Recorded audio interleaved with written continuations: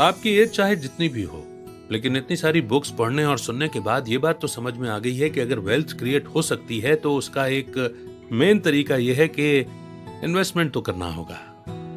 लेकिन अगर आपको ये लगता है कि स्टॉक बिजनेस का दूसरा नाम घाटा है, तो फिर यकीन मानिए कि आज आपकी ये गलतफहमी दूर होने वाली है। क्योंकि आज की जो बुक हम आपके बीच में लेकर के आए हैं, इस बुक के राइटर स्टॉक्स में इन्वेस्ट करके ही बिलियनियर बने हैं।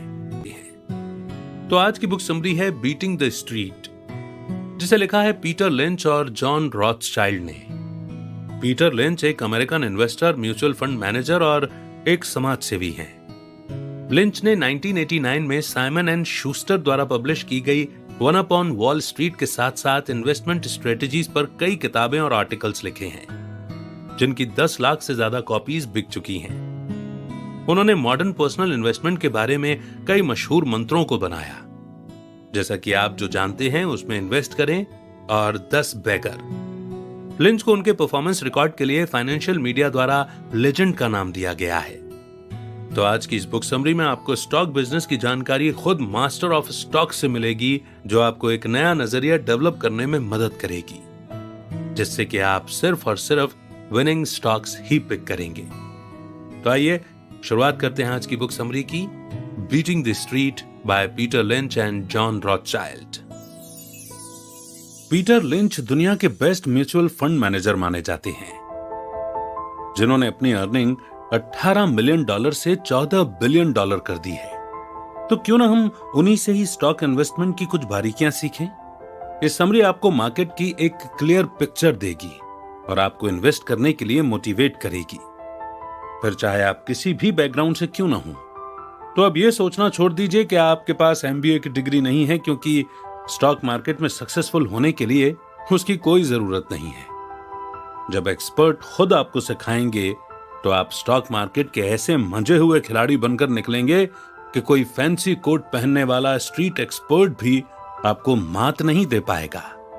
ये समरी आपको इन्वेस्ट करने के लिए न सिर्फ एनकरेज करेगी, बल्कि स्टॉक मार्केट के ऐसे टिप्स और ट्रिक्स बताएगी जो कि 100% सक्सेस की गारंटी देते हैं। तो आइए इस लर्निंग जर्नी की शुरुआत करते हैं। The miracle of Saint Agnes, chapter 1 and 2। Peter Lynch describe करते हैं कि नौसिखियों के लिए स्टॉक मार्केट में सक्सेसफुल होना कितना इजी है। वो इस बात का यकीन दिलाते हैं कि स्टॉक इन्वेस्टमेंट के मामले में एक नौसिखिए के पास किसी प्रोफेशनल से ज्यादा एडवांटेज होती है। 7th क्लास का बच्चा कौन से स्टॉक चूज करेगा, इस एग्जाम्पल के साथ हम इस बात को समझने की कोशिश करेंगे। तो आइए देखते हैं उसके चुने गए स्टॉक्स कैसा परफॉर्म करते हैं। नौसिखियों में स्टॉक पिकिंग की हॉबी अब खत्म होती जा रही है। इसकी एक बड़ी वजह यह है कि फाइनेंशियल प्रेस वॉल स्ट्रीट के फंड मैनेजर्स और उन जैसे लोगों को काफी बढ़ा चढ़ा कर दिखाता है।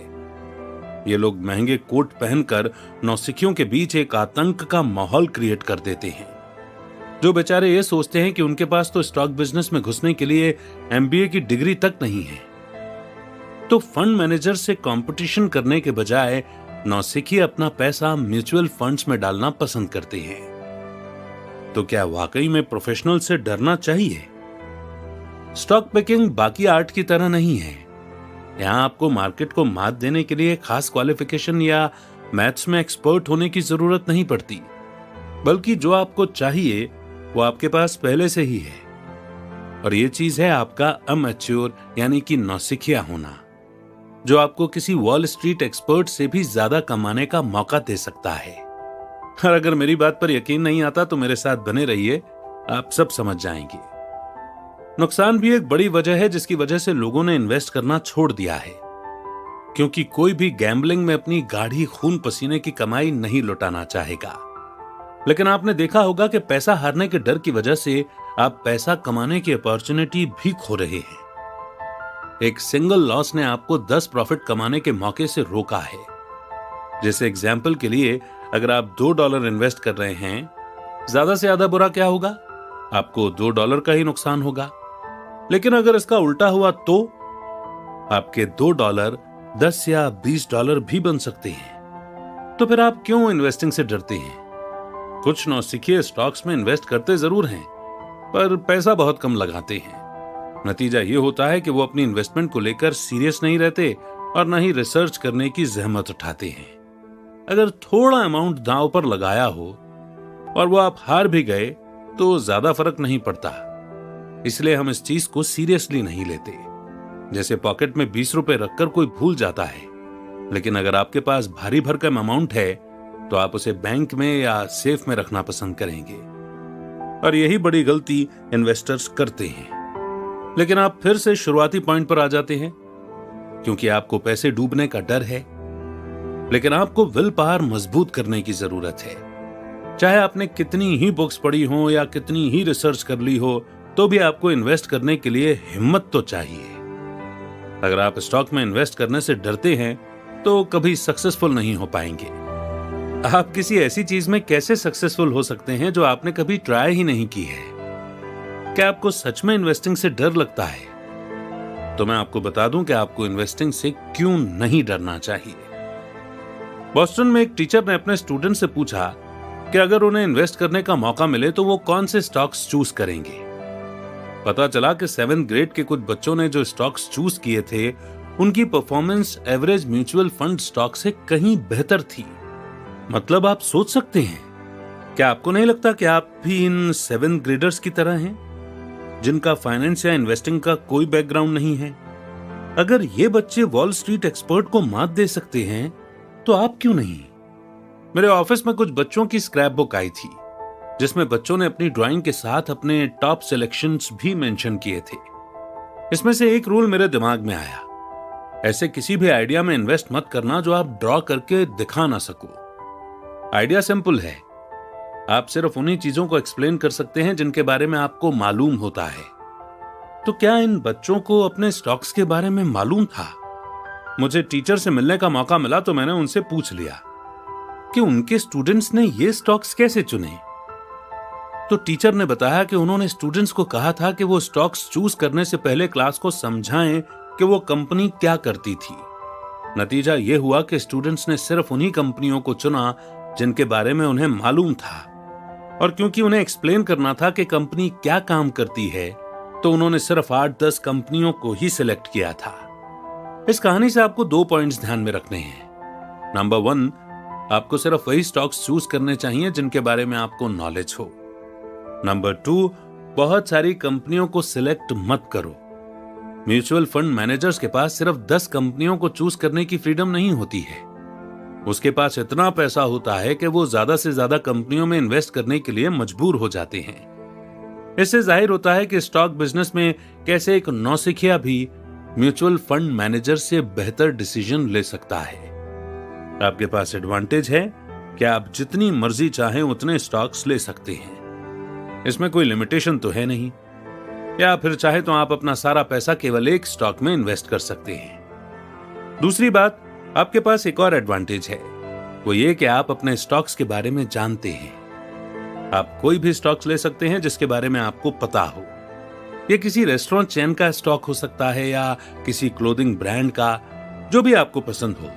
लेकिन ध्यान रहे, उन्हीं स्टॉक्स में इन्वेस्ट करना जो आपको वाकई में पसंद हो। A tour of the fund house, chapter 3 and 6। In chapters में फंड्स के बारे में डिटेल से बात होगी। पीटर लिंच एक्सप्लेन करते हैं कि कैसे स्टॉक्स में इन्वेस्ट करना बॉन्ड में इन्वेस्ट करने से बेहतर है। आप जानेंगे कि फंड्स की 6 कैटेगरीज कौन कौन सी हैं और कैसे इनमें इन्वेस्टमेंट करना चाहिए। इस चैप्टर से आपको फंड्स के टाइप समझने में मदद मिलेगी ताकि आप डिसाइड कर सकें कि इन्वेस्ट कैसे करना है। आपने कभी म्यूचुअल फंड्स के बारे में सुना है? ये पैसों का पूल है जो आप इन्वेस्ट करते हो, और प्रोफेशनल्स और एक्सपर्ट्स आपको बताते हैं कि कब और कहां इन्वेस्ट करें। कई लोग हैं जो नौसिखिए इन्वेस्टमेंट से ज्यादा म्यूचुअल फंड्स पर भरोसा करते हैं। शौकिया इन्वेस्टिंग से ज्यादा म्यूचुअल फंड्स को चूज करने का लोगों के पास एक ही कारण है कि आपको ये टेंशन नहीं लेनी पड़ती कि कौन से स्टॉक सिलेक्ट करने चाहिए। लेकिन क्या यह बात पूरी तरह सही है? क्या आपको वाकई में सोचना नहीं पड़ता कि म्यूचुअल फंड्स में कौन से स्टॉक्स लेने चाहिए? Country funds, region funds, hedge funds, sector funds, index funds, value funds, growth funds, और ये लिस्ट खत्म होने का नाम ही नहीं लेती। अभी इस बात को लेकर लोगों में कंफ्यूजन है कि अपना पैसा कहां इन्वेस्ट किया जाए। ये साबित करता है कि आपको चिंता करने की जरूरत नहीं है कि आप किन शेयर्स में इन्वेस्ट कर रहे हैं। ये स्टेटमेंट गलत है। तो इस टेंशन से कैसे निकले कि इन्वेस्ट कहां किया जाए? इन्वेस्टमेंट मैनेजर्स आमतौर पर पैसे को स्टॉक्स और बॉन्ड्स के बीच डिवाइड कर देते हैं। बॉन्ड्स को तो आप वो पैसा समझ लो कि जो आप किसी को उधार दे रहे हो, जिसे वो कुछ इंटरेस्ट के साथ वापस लौटाएगा। लेकिन पैसे को स्टॉक्स और बॉन्ड्स के बीच बराबर डिवाइड करना शायद सही डिसीजन नहीं होगा। मैं आपको बताता हूं क्यों। स्टॉक्स ऑटोमेटिकली ही बॉन्ड्स से अच्छा परफॉर्म करते हैं। जहां बॉन्ड्स आपको थोड़े से प्रॉफिट के साथ आपका पैसा लौटाते हैं, वहीं स्टॉक्स की ग्रोथ अंतहीन होती है। ये कितना ऊपर जाएगा कोई नहीं बता सकता। जब कंपनी ग्रो करती है तो उसके साथ साथ उसके स्टॉक्स भी ग्रो करते हैं, लेकिन बॉन्ड्स के साथ ऐसा नहीं होता। बॉन्ड्स में लिमिटेड प्रॉफिट होता है। इसमें आप सिर्फ अपना पैसा उधार देते हैं, न कि कंपनी के मालिक बनते हैं। जबकि स्टॉक्स में आप भी कंपनी के ओनर बन जाते हैं। कंपनी के शेयर ओनर्स को ज्यादा डिविडेंड का इनाम मिलता है, जो बॉन्ड होल्डर्स के साथ कभी भी नहीं होता। बॉन्ड होल्डर को किसी मीटिंग में इनवाइट नहीं किया जाता और ना ही उसे कोई बोनस मिलता है। इसलिए मैं आपको सलाह दूंगा कि आप बॉन्ड्स के बजाय स्टॉक्स में ज्यादा इन्वेस्ट करें। लेकिन सवाल यह है कि कितना ज्यादा? स्टॉक्स में इन्वेस्टमेंट अपनी टॉलरेंस की लिमिट के हिसाब से करें। आप कितना नुकसान उठा सकते हैं और कितनी जल्दी आपको इन्वेस्ट किया हुआ पैसा वापस चाहिए, उसी हिसाब से इन्वेस्ट करो। अगर आपके ऊपर अपने बच्चों के एजुकेशन की जिम्मेदारी है या कोई और फाइनेंशियल भार है, तो बहुत ज्यादा स्टॉक्स मत लेना। और अगर आपको स्टॉक से ज्यादा बॉन्ड्स में इन्वेस्ट करना सेफ लगता है, तो यह आपकी गलतफहमी है। जब इंटरेस्ट रेट बढ़ते हैं तो बॉन्ड के प्राइस नीचे आते हैं। ऐसे में अगर आप बॉन्ड्स बेचते हैं तो आपको नुकसान होगा, और अगर आप पैसा होल्ड करके रखते हैं तो शायद पैसा वापस मिल सकता है। लेकिन इस पैसे की वैल्यू आज जो पैसा है उसके मुकाबले बहुत कम होगी। यानी आप चाहें कि बॉन्ड्स लो या स्टॉक्स, तो रिस्क दोनों में है। और अगर रिस्क सेम है तो क्यों ना ऐसी जगह इन्वेस्ट किया जाए जहां प्रॉफिट का मार्जिन ज्यादा हो। एक और गलतफहमी जो लोगों में है वो ये है कि फंड में बॉन्ड्स लेना इंडिविजुअल बॉन्ड्स लेने से ज्यादा सेफ होता है। बॉन्ड फंड्स को कॉम्बिनेशन ऑफ बॉन्ड्स कहा जाता है।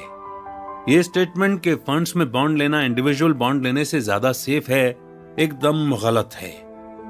अगर इंटरेस्ट रेट बढ़े तो बॉन्ड फंड की वैल्यू भी उतनी ही घटेगी जितनी एक सिंगल बॉन्ड की। बात जब स्टॉक या स्टॉक फंड्स की आती है तो कुछ भी अलग नहीं है। जो लोग स्टॉक्स में इन्वेस्ट करने से डरते हैं, उन्हें स्टॉक फंड्स में इन्वेस्ट करके कोई भी फायदा नहीं होता।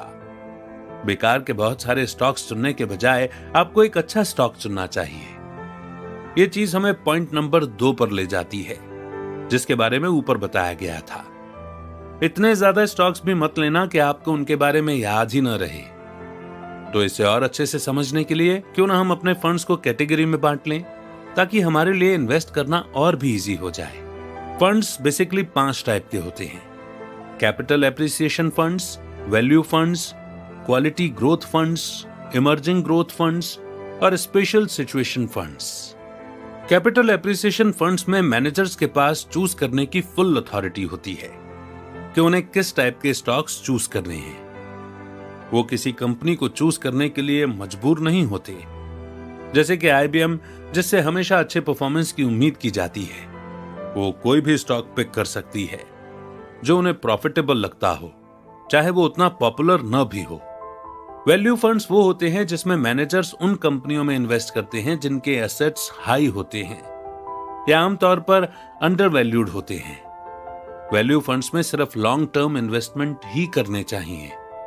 लंबे टाइम के बाद ये आपको अच्छा रिटर्न देंगे। क्वालिटी ग्रोथ फंड्स वो होते हैं जिसमें मैनेजर्स बड़े बड़े कॉर्पोरेशंस में इन्वेस्ट करते हैं जो बहुत अच्छे एस्टेब्लिश्ड होते हैं। Amazon और एप्पल जैसे बड़े कॉर्पोरेशन क्वालिटी ग्रोथ फंड्स के कुछ एग्जाम्पल हैं।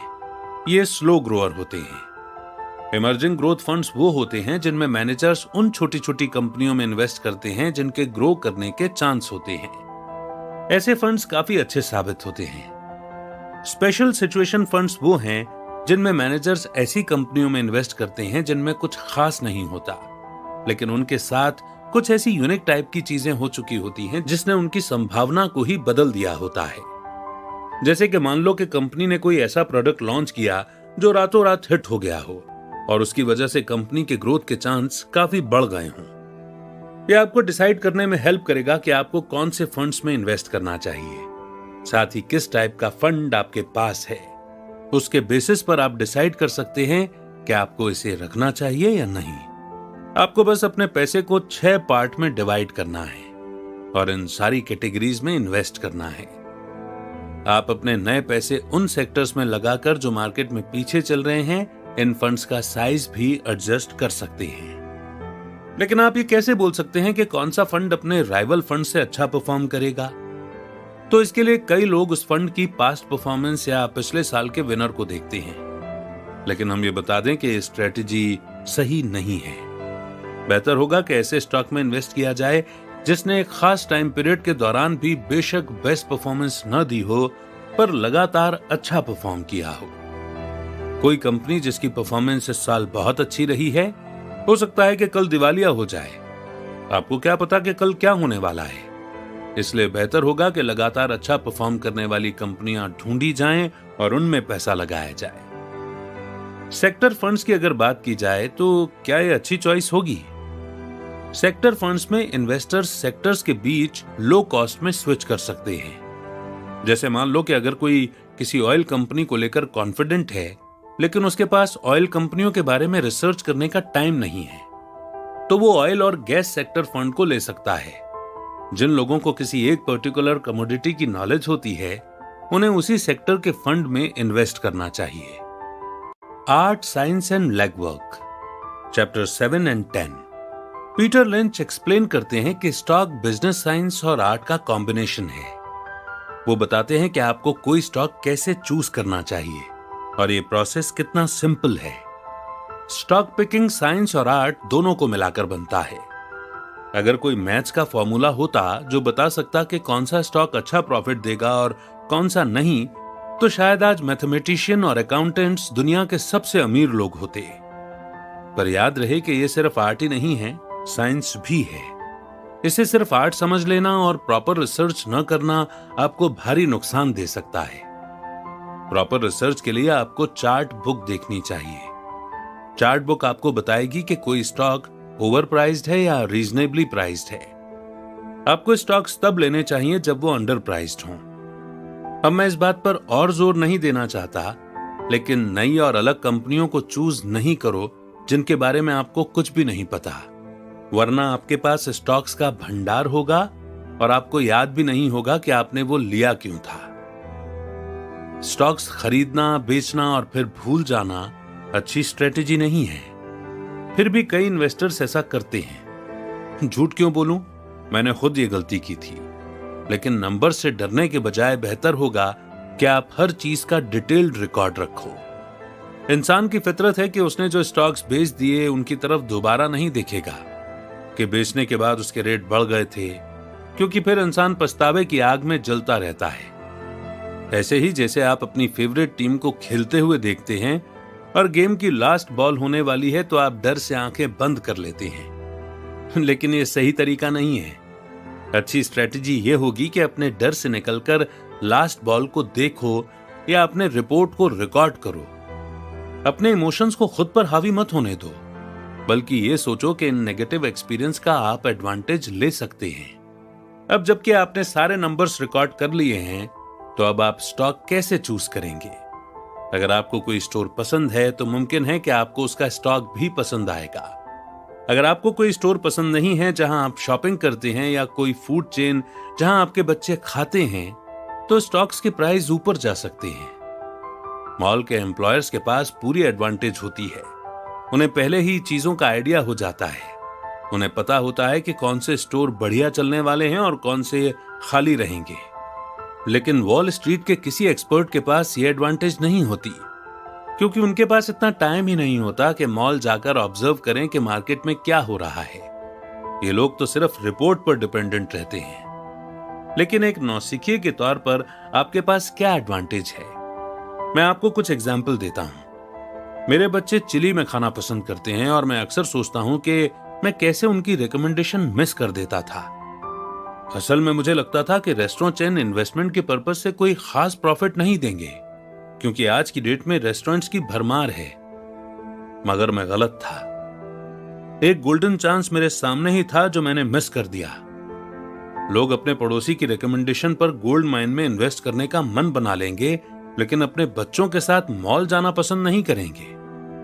आपके बच्चे 2 या 3 लोग नहीं हैं जिन्हें कुछ पसंद है, बल्कि वो बाकी बच्चों जैसे ही हैं और सारे बच्चे सेम चीज पसंद करते हैं। बस आपको थोड़ा ध्यान देना होगा ये जानने के लिए कि वो मौके हैं क्या।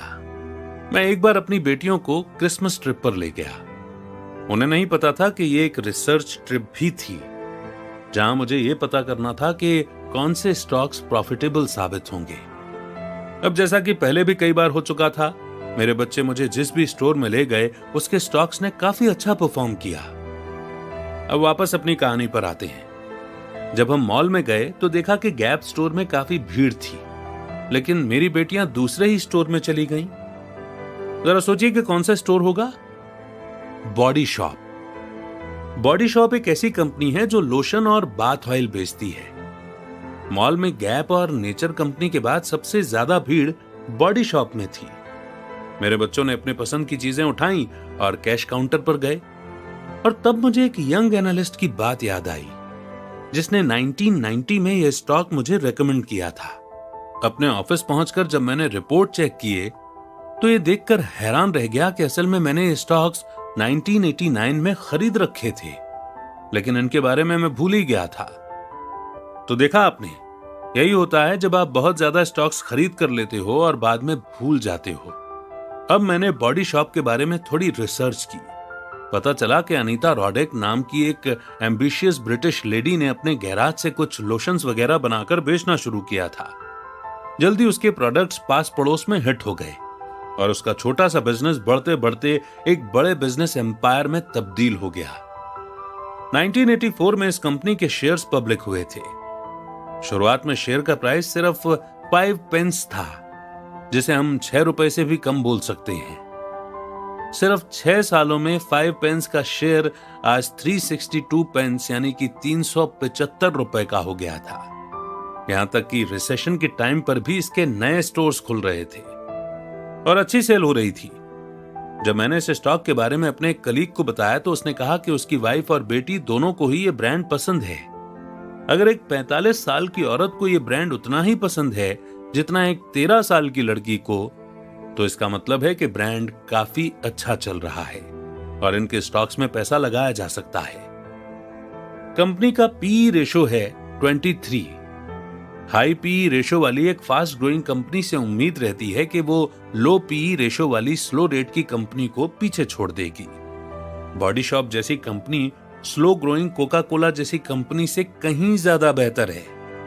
ये एक ऐसा प्रोस्पेक्ट है जो डायरेक्ट हमारी आंखों के सामने रहता है, लेकिन लोग इसे मिस कर देते हैं। जैसा मैंने पहले भी कहा था कि अपनी आंखें खुली रखो, प्रोस्पेक्ट आपके सामने ही है, आपको बस नोटिस करने की जरूरत है। Blossoms in the deserts, great companies in lousy industries, chapter 11 and 13। इन चैप्टर्स में पीटर लिंच समझाते हैं कि इन्वेस्टमेंट के लिए खराब इंडस्ट्रीज की बड़ी कंपनीज चूज करनी चाहिए और इसके क्या फायदे हैं। वो ऐसी 2 कंपनीज साउथ वेस्ट एयरलाइंस और सन टेलीविजन एंड अप्लायंसेस का एग्जाम्पल देते हैं। इस चैप्टर में हम सेविंग और लोन स्टॉक्स के बारे में भी जानेंगे कि इनमें कैसे इन्वेस्ट करना चाहिए। कुछ कंपनियां कुछ ज्यादा ही अटेंशन ले लेती हैं। ये इतनी ज्यादा पॉपुलर हो जाती हैं कि लोग इनके स्टॉक्स लेना ही छोड़ देते हैं। स्टॉक बिजनेस में कंपटीशन हेल्दी नहीं माना जाता, बल्कि डोमिनेंस माना जाता है। जैसे मान लो कि अगर एक 7 रेस्टोरेंट चेन है, सारे के सारे फेमस हैं, सातों का आपस में जबरदस्त कंपटीशन चल रहा है, जिसके चक्कर में वो अपने प्राइस कम से कम करते जा रहे हैं, तो ऐसे में इनके स्टॉक्स बहुत प्रॉफिटेबल नहीं रहेंगे। अगर किसी कंपनी का मार्केट में पूरा होल्ड है और उसे कोई कंपटीशन देने वाला भी नहीं है, तो ऐसी कंपनी खूब प्रॉफिट कमाएगी। ग्रेट इंडस्ट्रीज में इन्वेस्ट करने से बेहतर है खराब इंडस्ट्री की सक्सेसफुल कंपनी में इन्वेस्ट किया जाए। ऐसी कंपनियां कभी बैंकरप्ट नहीं हो सकती। ऐसी कंपनियों का एक और खास फीचर है कि इनमें कोई क्लास का भेदभाव नहीं होता और इनके यहां वर्कर्स को अच्छी सैलरी मिलती है। मैं आपको एक ऐसी कंपनी का एग्जाम्पल देता हूं ताकि आप समझ सकें कि घटिया इंडस्ट्री की ग्रेट कंपनी से मेरा क्या मतलब है। एक स्टॉक था जिसे मैं करीब से फॉलो कर रहा था, जिसका नाम था गुड गाइज। मैंने इस स्टॉक पर अपने एनालिस्ट का ओपिनियन मांगा। उसने बताया कि कंपनी की अर्निंग किसी दूसरी कंपनी की वजह से अफेक्ट हो रही है, जिसका नाम था सर्किट सिटी। मैंने अपने एनालिस्ट से पूछा कि उसे इलेक्ट्रॉनिक्स इंडस्ट्री में और क्या अच्छा लगता है, तो उसने कहा कि मुझे सन टेलीविजन एंड अप्लायंसेस के स्टॉक लेने चाहिए। मैंने कंपनी के ओहियो हेडक्वार्टर में कॉल किया तो फोन पर इजीली सीईओ से बात हो गई। ये एक क्लियर हिंट था कि उस कंपनी में कोई छोटा बड़ा नहीं है, सब बराबर ट्रीट किए जाते हैं। कंपनी में क्लास का फर्क इतना कम था कि head of the company easily available हो जाते थे। कंपनी को फोन करने से मुझे यह बात पता चली कि इन लोगों ने रिसेशन में भी पैसे कमाए हैं। अब तो इस स्टॉक पर डाउट करने का सवाल ही नहीं उठता था, और भला उठता भी कैसे? ऐसी कंपनी जो खराब इंडस्ट्री से है वो भी एक ग्रेट चॉइस हो सकती है। एक और ऐसा ही एग्जाम्पल है 1980 के डिकेड का एयरलाइंस बिजनेस। इस पीरियड में ज्यादातर एयरलाइंस बैंकक्रप्ट हो जाया करती थी, लेकिन साउथ वेस्ट एयरलाइंस 2.4 यूएसडी से शुरू करके 24 यूएसडी तक पहुंची थी। तो इसने क्या अलग किया था? साउथ वेस्ट एयरलाइंस अपने कस्टमर्स को ना तो फैंसी खाना देती थी और ना ही एयरप्लेन लेने के लिए पैसे उधार देती थी। कंपनी के एग्जीक्यूटिव्स ओवरपेड नहीं थे और ना ही कोई वर्कर अंडरपेड था, यानी कुल मिलाकर कंपनी ने कोई पैसा बर्बाद नहीं किया था और इस बात का ध्यान रखा कि वे दिवालिया न हों। तो फिर से वही बात साबित हुई कि खराब इंडस्ट्री में ग्रेट कंपनी भी अच्छा परफॉर्म कर सकती है। एक सवाल जो अक्सर मेरे सामने आता है और जिसके बारे में मुझे बात करनी चाहिए, वो है S&L यानी कि सेविंग्स और लोन स्टॉक्स के बारे में। सेविंग्स और लोन स्टॉक्स में इन्वेस्ट करना कितना सही है? तो मैं कहूंगा कि कुछ चीजें हैं जो आपको ऐसी इन्वेस्टमेंट से पहले सोच लेना चाहिए।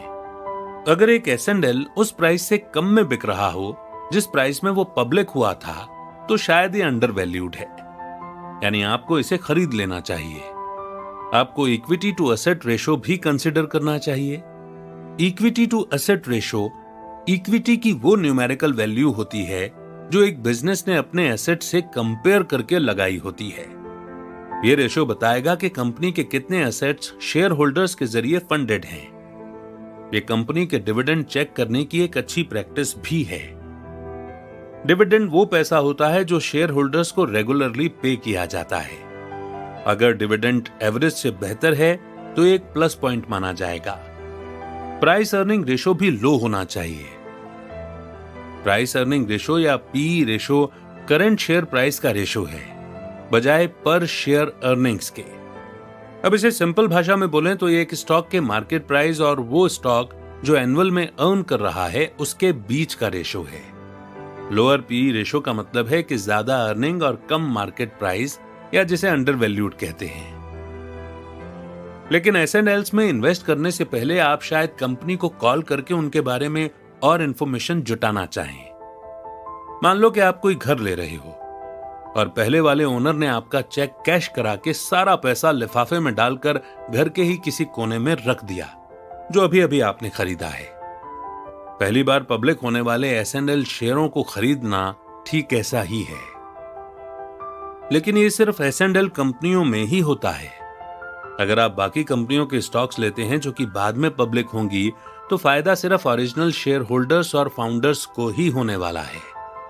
S&L में कोई शेयर होल्डर्स नहीं होते, इसके मालिक डिपॉजिटर्स होते हैं। ये ठीक ऐसा ही है जैसे कस्टमर्स इलेक्ट्रिक यूटिलिटीज के मालिक हों। S&L जब पब्लिक होती है तो एक इंटरेस्टिंग सी बात होती है।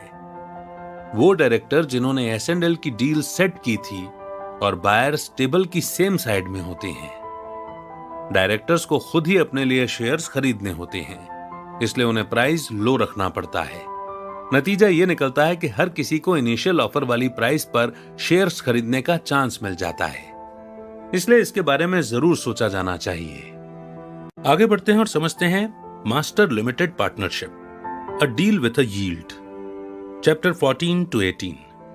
इन चैप्टर्स में मास्टर लिमिटेड पार्टनरशिप और कैसे उनमें इन्वेस्ट किया जाए इसकी डिटेल में जानकारी दी जा रही है। साथ ही इसमें साइक्लिकल में इन्वेस्ट करने के बारे में भी बात की जाएगी और यह भी बताया जाएगा कि इन कंपनियों के ट्रेंड बाकी कंपनियों से अलग क्यों होते हैं। मास्टर्स लिमिटेड पार्टनरशिप एक लिमिटेड पार्टनरशिप है जो कि पब्लिकली ट्रेड करती है। मास्टर्स लिमिटेड पार्टनरशिप में प्रॉफिट पर तभी टैक्स लगाया जाता है जब इन्वेस्टर्स को कुछ हिस्सा मिलता है। लिमिटेड पार्टनरशिप नाम सुनते ही लोग इन कंपनियों में पैसा लगाने से बचते हैं। इसके पीछे एक बड़ी वजह है। दरअसल बहुत से इन्वेस्टर्स पहले भी ऐसी कई limited oil and gas, real estate, movie और फार्मिंग पार्टनरशिप कंपनियों में पैसा लगाकर फंस चुके हैं। तो सिर्फ नाम की वजह से ही पब्लिक ट्रेड करने वाली द मास्टर्स लिमिटेड पार्टनरशिप कंपनियों को लोग नजरअंदाज कर देते हैं। इन कंपनियों में बहुत सारे पेपर वर्क की जरूरत पड़ती है क्योंकि ये अच्छे से ऑर्गेनाइज नहीं होती। इसी वजह से फंड मैनेजर इनमें इन्वेस्ट करना मुनासिब नहीं समझते। लेकिन इसका एक एडवांटेज ये भी है कि कम पॉपुलर होने के कारण इसमें प्राइस और बार्गेन की गुंजाइश भी कम होती है। इनका एक और एडवांटेज ये है कि कंपनियां लगातार तेल या गैस पंप करने या ऑटो पार्ट बेचने जैसे बिजनेस में होती हैं। कोई भी बोरिंग और थकाऊ काम करने वाली इंडस्ट्री पर ध्यान नहीं देना चाहता, तो आपके लिए यह इन्वेस्टमेंट का अच्छा ऑप्शन है। एमएलपी अपनी सारी अर्निंग्स अपने शेयर होल्डर्स को डिविडेंड या कैपिटल पर रिटर्न के रूप में डिस्ट्रीब्यूट करता है। ये ज्यादातर काफी हाई और प्रॉफिटेबल होते हैं। इकोनॉमी अगर धीमी रफ्तार से चल रही हो तो लोग साइक्लिकल में इन्वेस्ट करने की सोचते हैं। ये वो कंपनियां हैं जिनके प्रॉफिट और लॉस काफी इर्रेगुलर होते हैं और उनमें कंसिस्टेंसी देखने को नहीं मिलती। इसीलिए फंड मैनेजर किसी और के आने के पहले ही इन साइक्लिकल फंड्स में इन्वेस्ट करने पहुंच जाते हैं। जहां एक और बाकी कंपनियों के लिए लो पी रेशो एक अच्छी खबर है, वहीं साइक्लिकल के लिए लो पी रेशो का मतलब होगा कि कंपनी जल्द ही घाटे में जाने वाली है और जो स्मार्ट इन्वेस्टर्स होंगे इससे पहले ही वो अपने शेयर्स बेच देंगे। होता क्या है कि भीड़ अपने स्टॉक बेचना शुरू कर देती है और इसके चलते पी रेशो कम हो जाता है। ये बायर्स को तो अट्रैक्ट कर सकता है, लेकिन ये असल में गलतफहमी है। अगर आप तब साइक्लिकल में शेयर्स लेते हो जब उनका पी रेशो लो है, तो यह बात तय है कि आपका पैसा डूबेगा ही डूबेगा। जहां तक हाई पी रेशो का सवाल है, जिसे आमतौर से डिफेक्टिव समझा जाता है, यही चीज साइक्लिकल के लिए फायदे का सौदा है। इसका मतलब है कि कंपनी को मुश्किल तो आने वाली है, पर जल्द ही वो इंप्रूव भी कर जाएगी। ऐसा ही एक एग्जाम्पल है माइनिंग कंपनी फेल्प्स डॉस का। कंपनी को लगा था कि एल्यूमिनियम उतना वैल्यूएबल नहीं होगा जितना कि कॉपर है। उस वक्त कॉपर की डिमांड कम थी, लेकिन मुझे ऐसा लग रहा था कि इसकी डिमांड जल्दी बढ़ेगी। फोन सिस्टम में कई मील लंबे कॉपर के तार की जरूरत पड़ती है और इस हिसाब से कॉपर की डिमांड बढ़ने वाली थी। कंपनी काफी टाइम से साइक्लिकल पैटर्न फॉलो करती आ रही थी। मैंने भी कंपनी के रिपोर्ट चेक किए तो पता चला कि कंपनी की इक्विटी बिलियंस में थी, जबकि डेब्ट यानी कि लोन्स सिर्फ मिलियन में। कॉपर के प्राइस चाहे जितने भी आसमान छू लें, इस कंपनी का दिवालिया होने का सवाल ही नहीं पैदा होता। इनका पी रेशो भी हाई जा रहा था। हमें बस इन्वेस्ट करने की जरूरत थी और अपना डिविडेंड कलेक्ट करना था। लेकिन हाई पी रेशो अक्सर लोगों की उम्मीदों पर पानी फेर देता है, जिन्हें लगता है कि कंपनी खराब परफॉर्म करेगी। यहां यूटिलिटीज को लेकर एक सवाल शायद आपके मन में उठ सकता है, क्या यूटिलिटीज में इन्वेस्ट करना चाहिए? जैसे कि इलेक्ट्रिसिटी में। मैं आपको अपना एक्सपीरियंस बताता हूं। जिन यूटिलिटीज में इन्वेस्ट करके मुझे सबसे ज्यादा प्रॉफिट हुआ, वो घाटे में चल रही थी।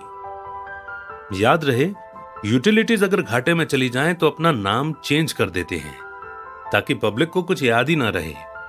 लेकिन यूटिलिटीज गवर्नमेंट के अंडर होती हैं।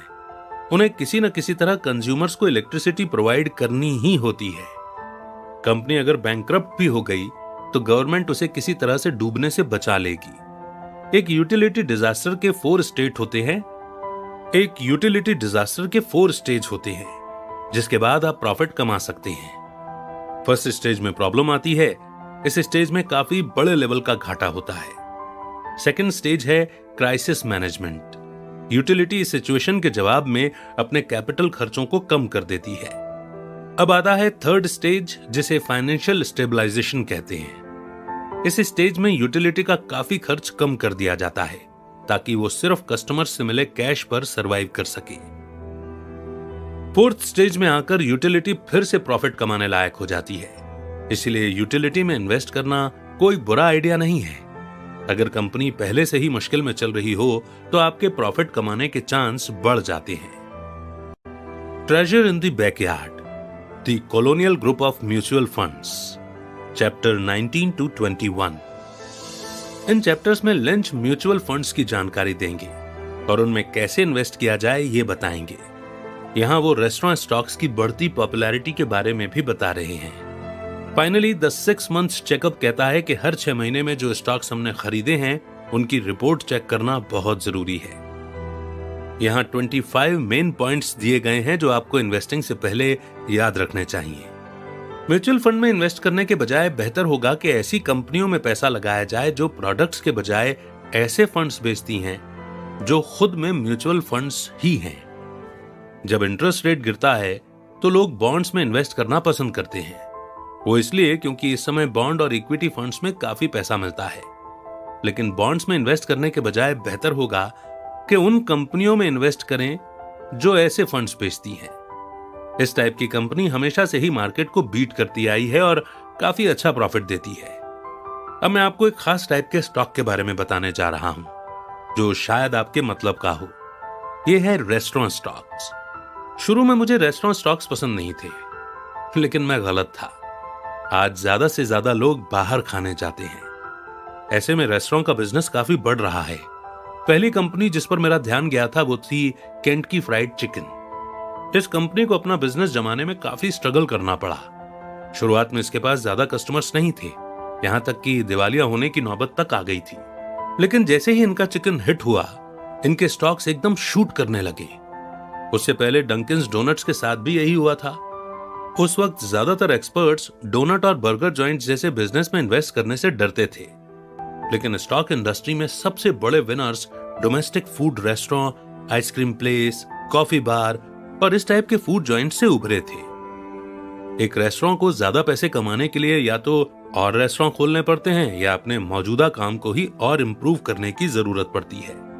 अब जबकि आप इतने सारे अच्छे स्टॉक्स के बारे में जान ही चुके हैं, तो अब सवाल आता है कि एक अच्छा पोर्टफोलियो मेंटेन करने के लिए क्या करना चाहिए। एक हेल्दी पोर्टफोलियो के लिए आपको 6 महीने में रेगुलर चेकअप करना चाहिए। 6 मंथ चेकअप में आपको अपने चुने हुए स्टॉक्स की स्टोरीज फॉलो करनी पड़ती है। आपको यह पता लगाना होगा कि क्या स्टॉक की कीमत उसकी कमाई से ज्यादा है और वो कैसे अपनी कमाई बढ़ाने का काम करता है। इसी बेसिस पर आपको शायद कुछ डिसीजन लेने पड़े। अगर रिजल्ट पॉजिटिव है तो शायद आप अपना इन्वेस्टमेंट इंक्रीज करने की सोचें। अगर रिजल्ट नेगेटिव है तो शायद आपको इन्वेस्टमेंट कम करनी पड़े। और अगर रिजल्ट में कोई चेंज नहीं है तो फिर पैसे को यूं ही रहने दीजिए या फिर किसी और प्रोस्पेक्ट में इन्वेस्ट करो। कुछ स्टॉक्स इंप्रूव होते हैं और कुछ गिर जाते हैं। सन टेलीविजन एंड अप्लायंसेस के स्टॉक ऊपर चढ़े और बाद में सेटल हो गए। हालांकि इस कंपनी के जो कॉम्पिटिटर्स थे वो मार्केट से गायब हो गए थे। रिसेशन के बावजूद कंपनी पैसा कमाती रही।